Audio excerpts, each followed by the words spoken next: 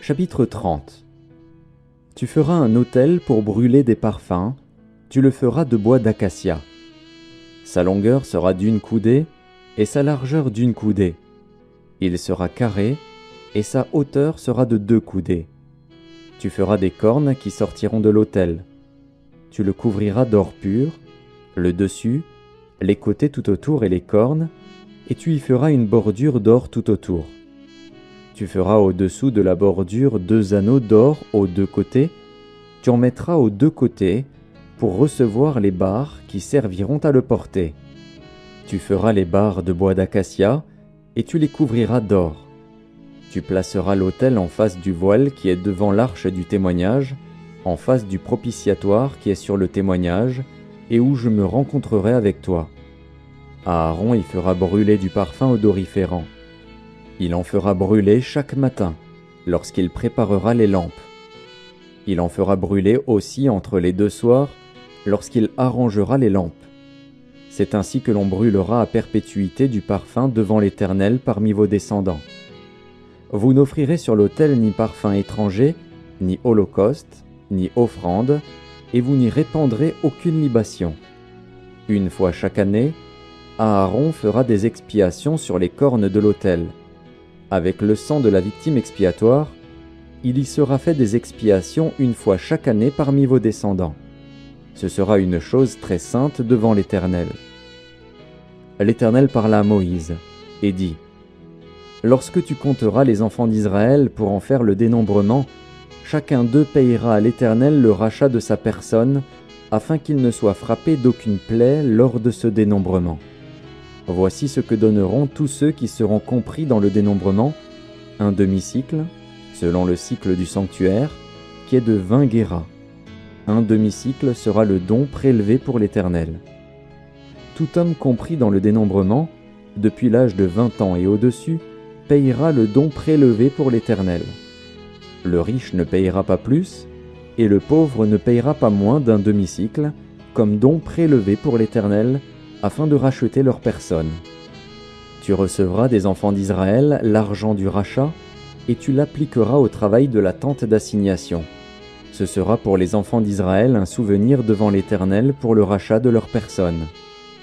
L'Éternel parla à Moïse et dit : Tu feras une cuve d'airain, avec sa base d'airain, pour les ablutions. Tu la placeras entre la tente d'assignation et l'autel, et tu y mettras de l'eau, avec laquelle Aaron et ses fils se laveront les mains et les pieds. Lorsqu'ils entreront dans la tente d'assignation, ils se laveront avec cette eau, afin qu'ils ne meurent point. Et aussi lorsqu'ils s'approcheront de l'autel, pour faire le service et pour offrir des sacrifices à l'Éternel. Ils se laveront les mains et les pieds, afin qu'ils ne meurent point. Ce sera une loi perpétuelle pour Aaron, pour ses fils et pour leurs descendants. L'Éternel parla à Moïse et dit : Prends des meilleurs aromates, 500 cycles de myrrhe, de celles qui coulent d'elles-mêmes, la moitié, soit 250 cycles de cinnamome aromatique, 250 cycles de roseau aromatique, 500 cycles de cassis, selon le cycle du sanctuaire, et 1 hin d'huile d'olive. Tu feras avec cela une huile pour l'onction sainte, composition de parfum selon l'art du parfumeur. Ce sera l'huile pour l'onction sainte. Tu en oindras la tente d'assignation et l'arche du témoignage, la table et tous ses ustensiles, le chandelier et ses ustensiles, l'autel des parfums, l'autel des holocaustes et tous ses ustensiles, la cuve avec sa base. Tu sanctifieras ces choses, et elles seront très saintes. Tout ce qui les touchera sera sanctifié. Tu oindras Aaron et ses fils, et tu les sanctifieras, pour qu'ils soient à mon service dans le sacerdoce. Tu parleras aux enfants d'Israël, et tu diras : Ce sera pour moi l'huile de l'onction sainte, parmi vos descendants. On n'en répandra point sur le corps d'un homme, et vous n'en ferez point de semblable, dans les mêmes proportions. Elle est sainte, et vous la regarderez comme sainte. Quiconque en composera de semblable, ou en mettra sur un étranger, sera retranché de son peuple. L'Éternel dit à Moïse : Prends des aromates, du stacté, de l'ongle odorant, du galbanum et de l'encens pur, en partie égale. Tu feras avec cela un parfum composé selon l'art du parfumeur. Il sera salé, pur et saint. Tu le réduiras en poudre, et tu le mettras devant le témoignage, dans la tente d'assignation, où je me rencontrerai avec toi. Ce sera pour vous une chose très sainte. Vous ne ferez point pour vous de parfum semblable, dans les mêmes proportions. Vous le regarderez comme saint et réservé pour l'Éternel. Quiconque en fera de semblable, pour le sentir, sera retranché de son peuple. Chapitre 31. L'Éternel parla à Moïse et dit : Sache que j'ai choisi Betsalil, fils d'Uri, fils de Hur, de la tribu de Juda. Je l'ai rempli de l'Esprit de Dieu, de sagesse, d'intelligence et de savoir pour toutes sortes d'ouvrages. Je l'ai rendu capable de faire des inventions, de travailler l'or, l'argent et l'airain, de graver les pierres à enchâsser, de travailler le bois et d'exécuter toutes sortes d'ouvrages.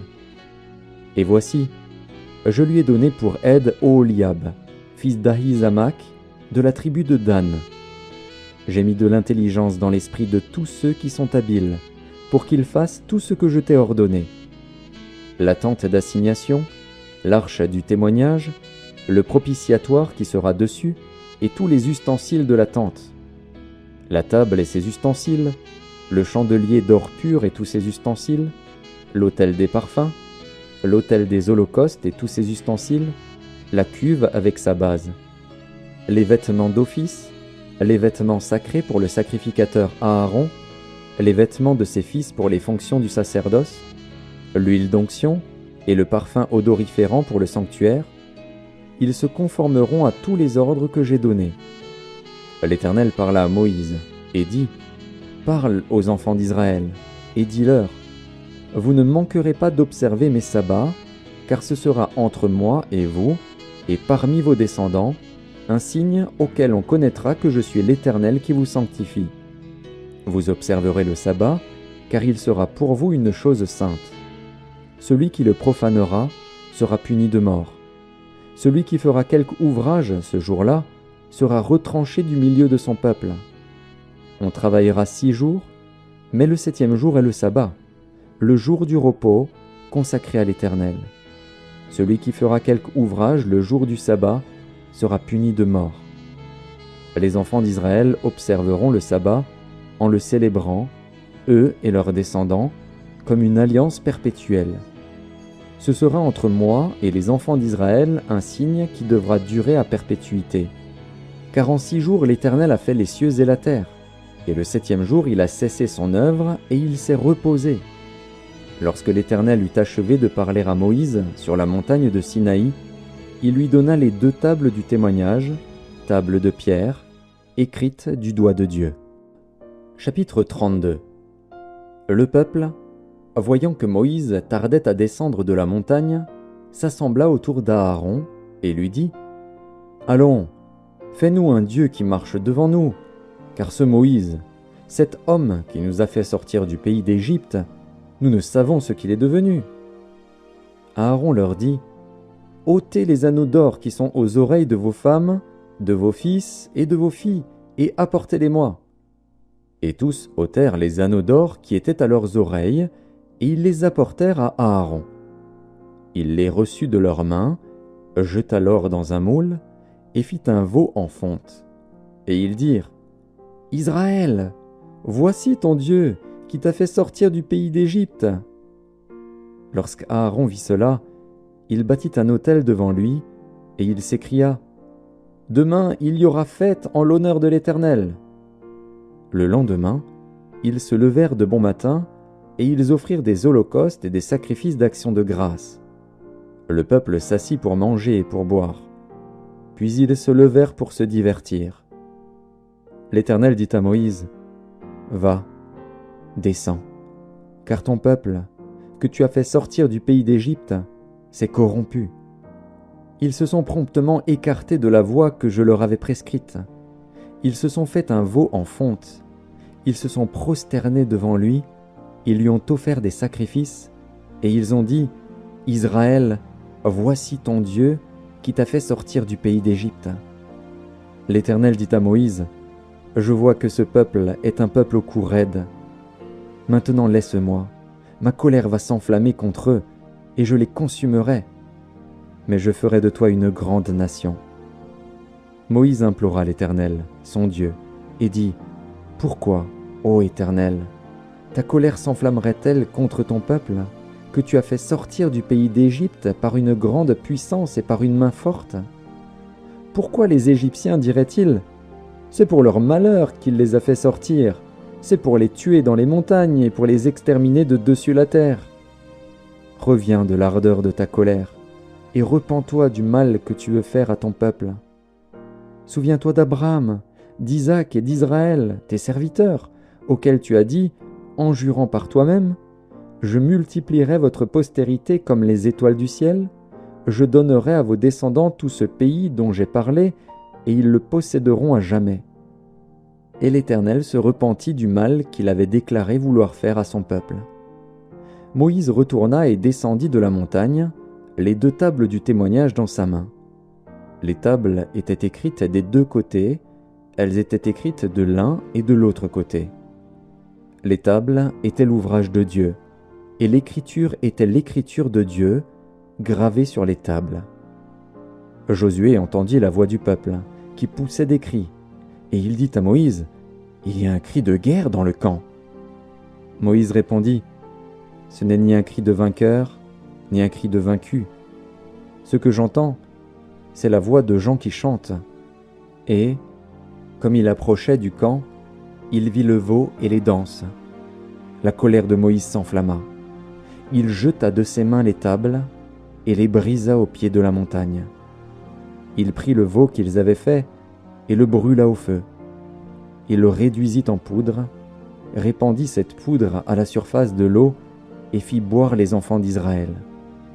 Moïse dit à Aaron, « Que t'a fait ce peuple pour que tu l'aies laissé commettre un si grand péché ?» Aaron répondit, « Que la colère de mon Seigneur ne s'enflamme point.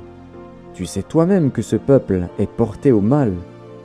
Ils m'ont dit, « Fais-nous un Dieu qui marche devant nous, car ce Moïse, cet homme qui nous a fait sortir du pays d'Égypte, nous ne savons ce qu'il est devenu. » Je leur ai dit que ceux qui ont de l'or s'en dépouillent, et ils me l'ont donné.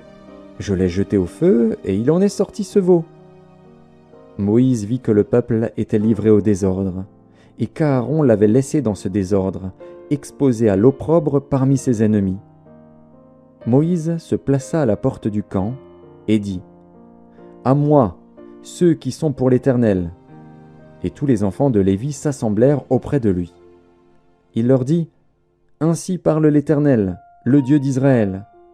Que chacun de vous mette son épée au côté, traversez et parcourez le camp d'une porte à l'autre, et que chacun tue son frère, son parent. » Les enfants de Lévi firent ce qu'ordonnait Moïse, et environ 3000 hommes parmi le peuple périrent en cette journée. Moïse dit, « Consacrez-vous aujourd'hui à l'Éternel, même en sacrifiant votre fils et votre frère, afin qu'il vous accorde aujourd'hui une bénédiction. » Le lendemain, Moïse dit au peuple, « Vous avez commis un grand péché. Je vais maintenant monter vers l'Éternel. J'obtiendrai peut-être le pardon de votre péché. » Moïse retourna vers l'Éternel et dit, « Ah, ce peuple a commis un grand péché.